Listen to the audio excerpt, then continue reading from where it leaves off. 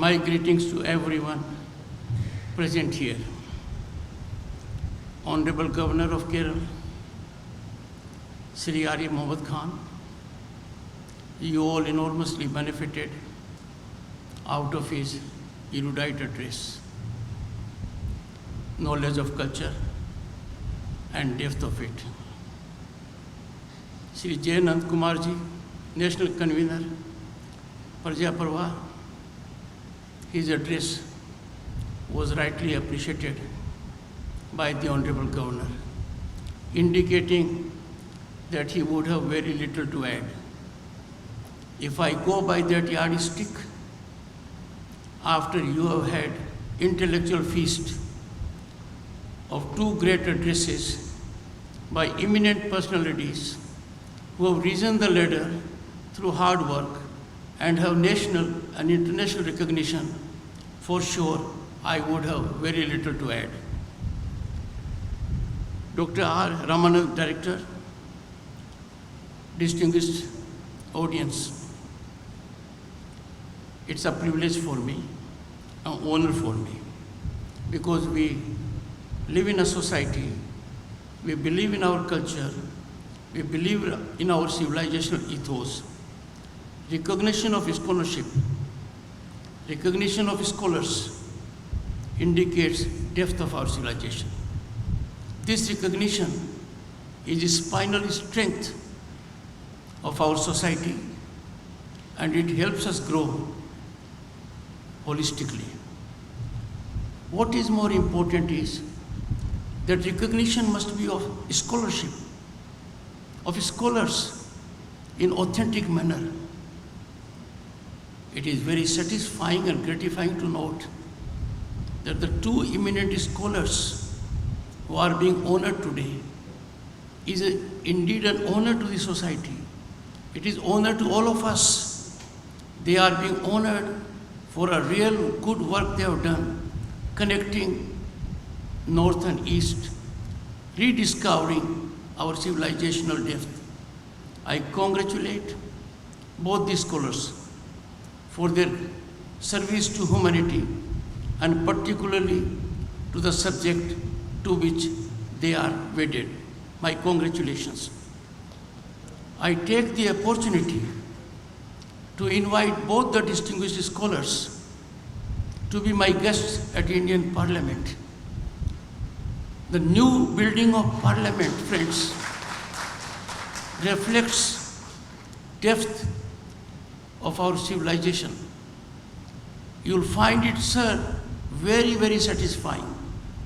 And I'm sure Nand Kumarji will catalyze it at the earliest occasion. After you have heard the Honorable Governor and Nand Kumarji, I thought to be little more relevant, I must take recourse to my profession. I therefore would be reading a part of a Supreme Court judgment that was rendered about 30 years ago on the relevance of Sanskrit language. But that judgment reflects on culture, importance of culture.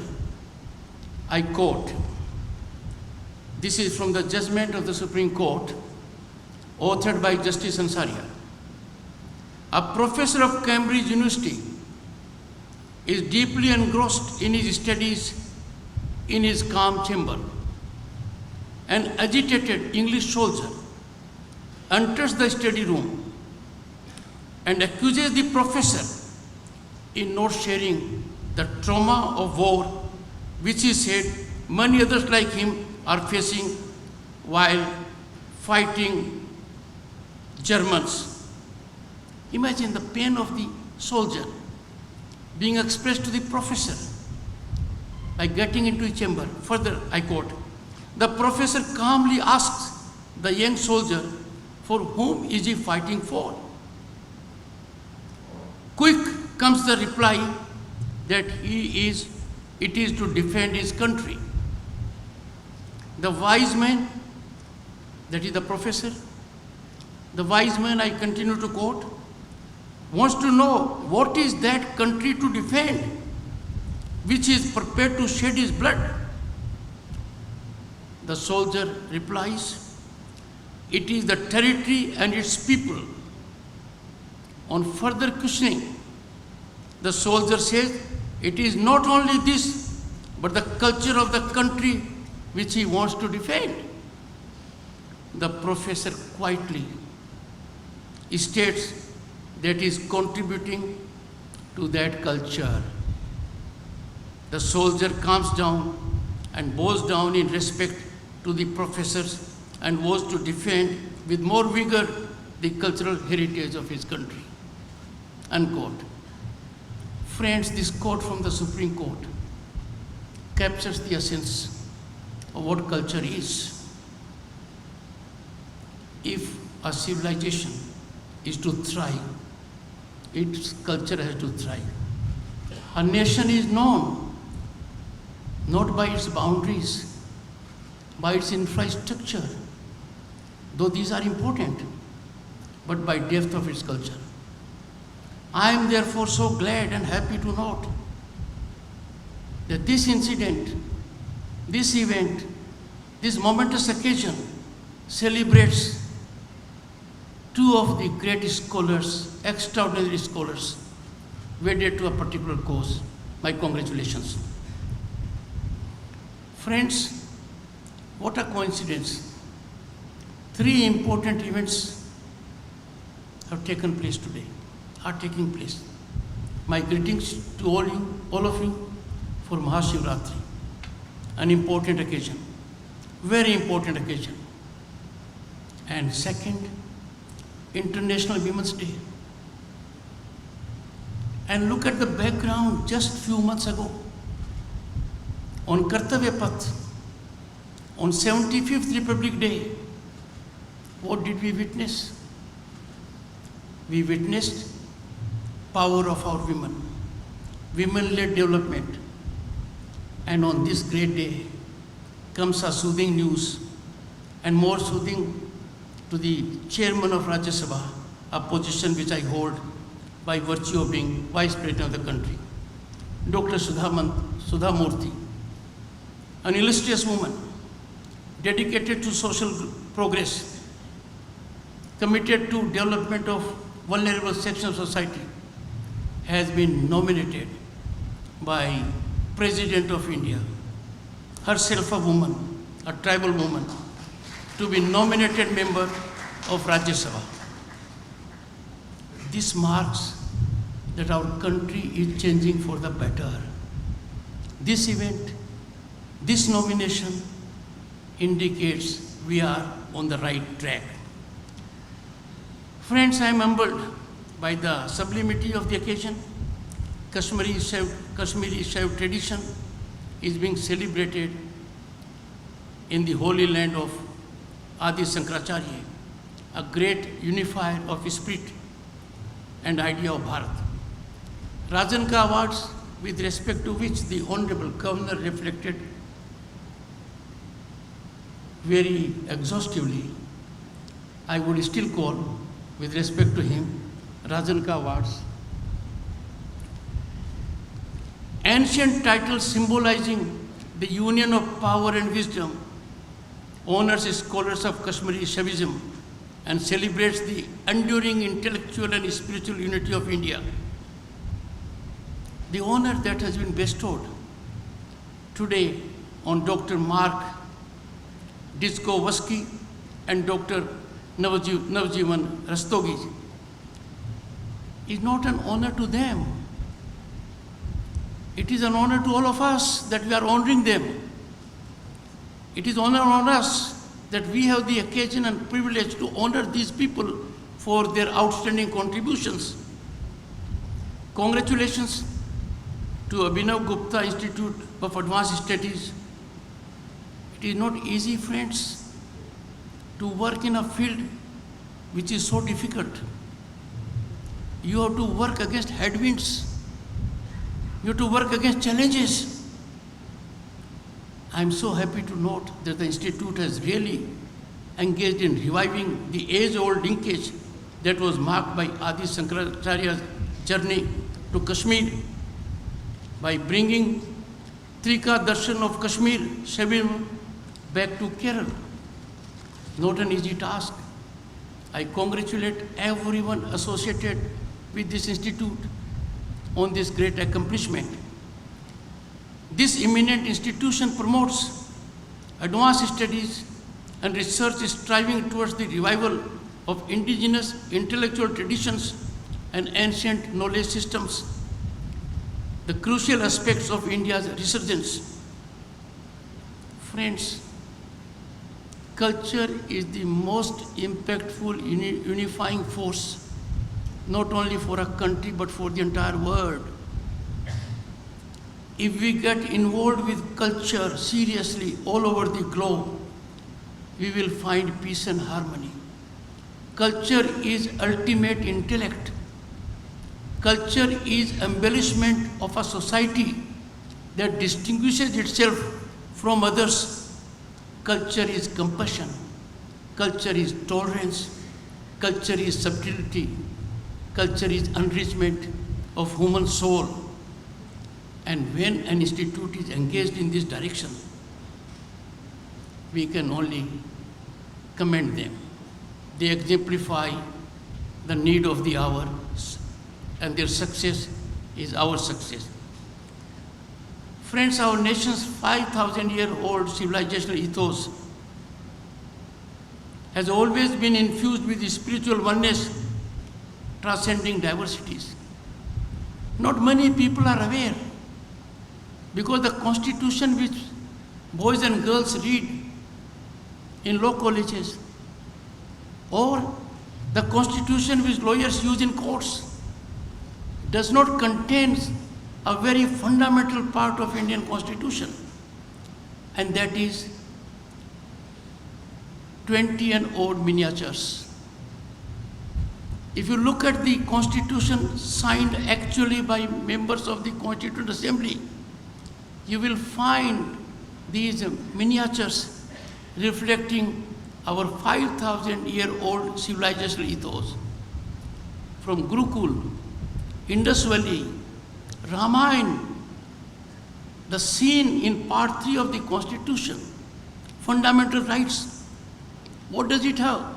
It has Ram, Lakshmana and Sita coming back to Ayodhya. If we go to directive principles of state policy, what do we find? Lord Krishna giving his discourse and advice to Arjuna at Kurukshetra, and so on.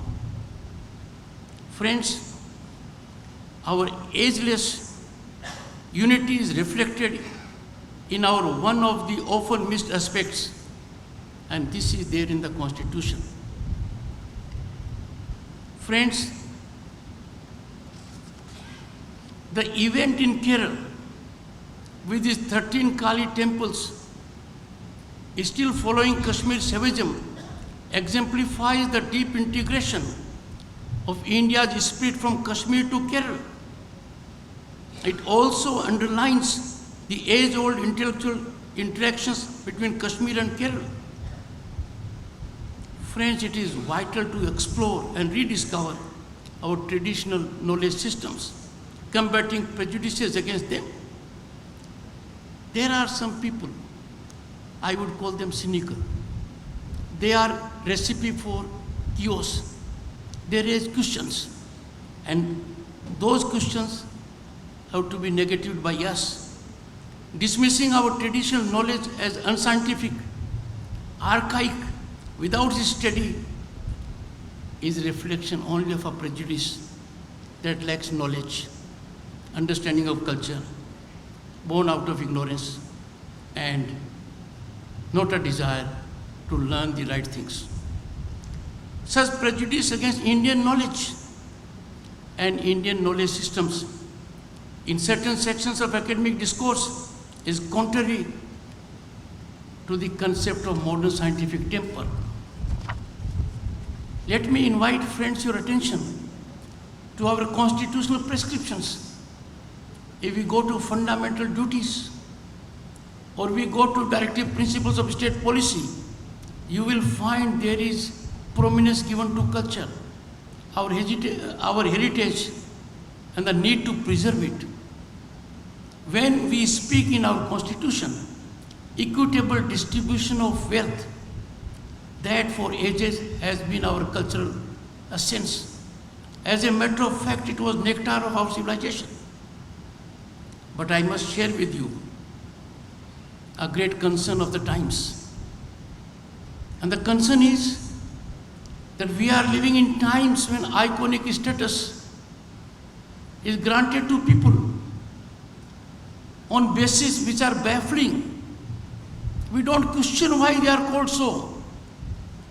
And these iconic figures trade on ignorance of the people, monetizing their ignorance to gain mileage. Time has come when we must deeply analyze, and this is a befitting occasion. No soul in 1.4 billion will have a second thought on the recognition we have bestowed today. In recent times, we have seen that our civilian awards, the Padma Awards, after they are given to people who are not known in society, there is one response. It has been given to the right people. Mr. Rastogi is one such person. I therefore call upon you that we must question, probe, that those who have been given iconic status by media, by event management, and otherwise, and who day in and day out try to set afloat narratives that seek to run down our civilization, our constitutional institutions, they decry our growth. We must neutralize them. In this scenario, this Institute of Advanced Studies is doing a path-breaking job. And I'm sure other institutes will come forward that in their domains of concern, we pick up people who merit it. The moment we honor those who need to be honored, we'll conclude we are honoring our society at large. Friends,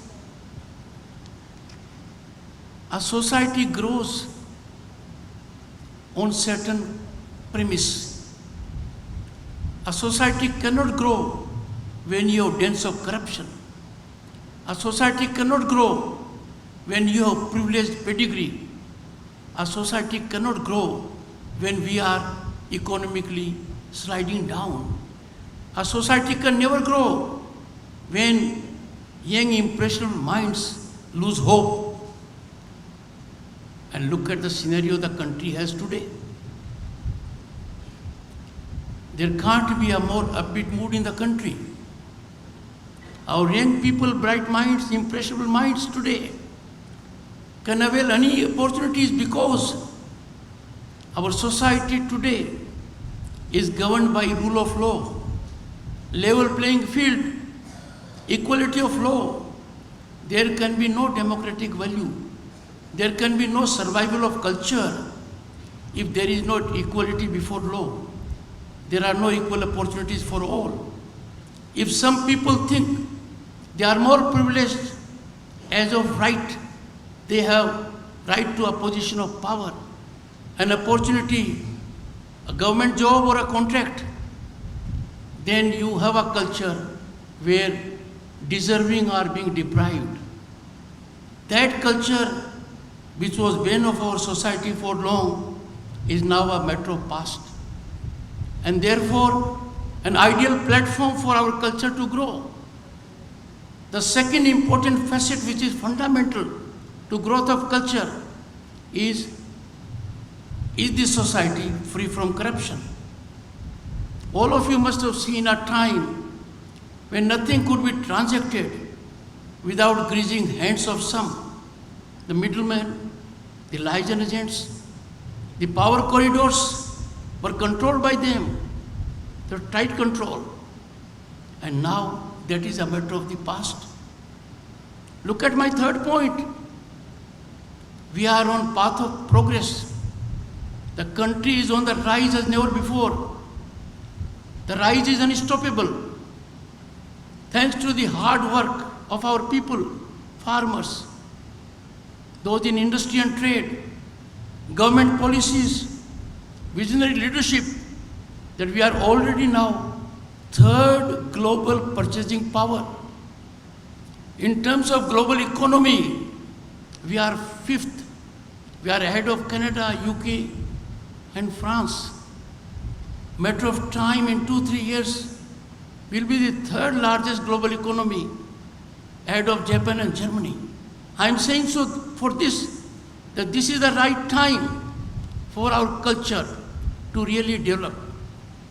It was absolutely amazing, satisfying experience to me that G20, when the Honorable Prime Minister received the foreign guests, look at the backdrop, Konark Temple. The entire world came to see it. And when the heads of states walked through the gallery, they witnessed our 5,000-year-old civilization. And that is what has changed India. Culture, according to me, friends, is a very important facet of diplomacy.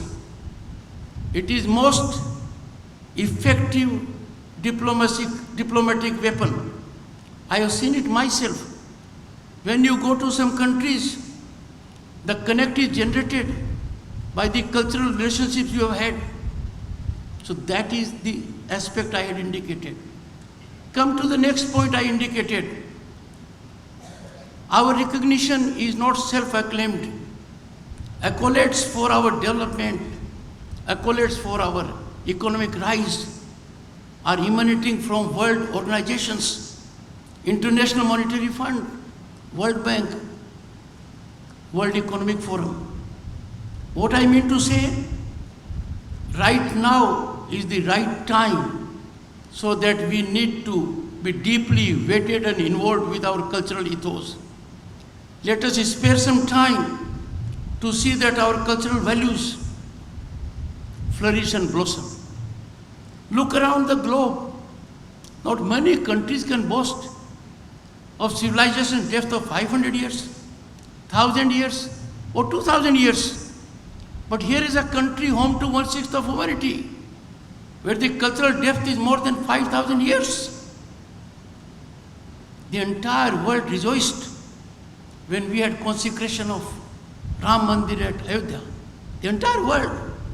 We demonstrated two things. One, we believe in our cultural identity. At the same time, we believe in legal regime. And that is why it has been the most acceptable development, bringing an end to 5 centuries of excruciating pain. When we look around, what has happened in our country? Look at infrastructure growth, rail, road, connectivity. It has been transformed beyond imagination. And when we come to other aspects, our digital penetration is one of the best in the world. Our platforms like UPI are being adopted by other nations. But all this is in terms of infrastructure, in terms of economy. But human peace, peace of soul, satisfaction, inner growth comes when you resonate with culture. I am sure we will spare time to devote more on our culture, and I know the depth of it. As Governor State of West Bengal, I headed Eastern Zone Culture Center.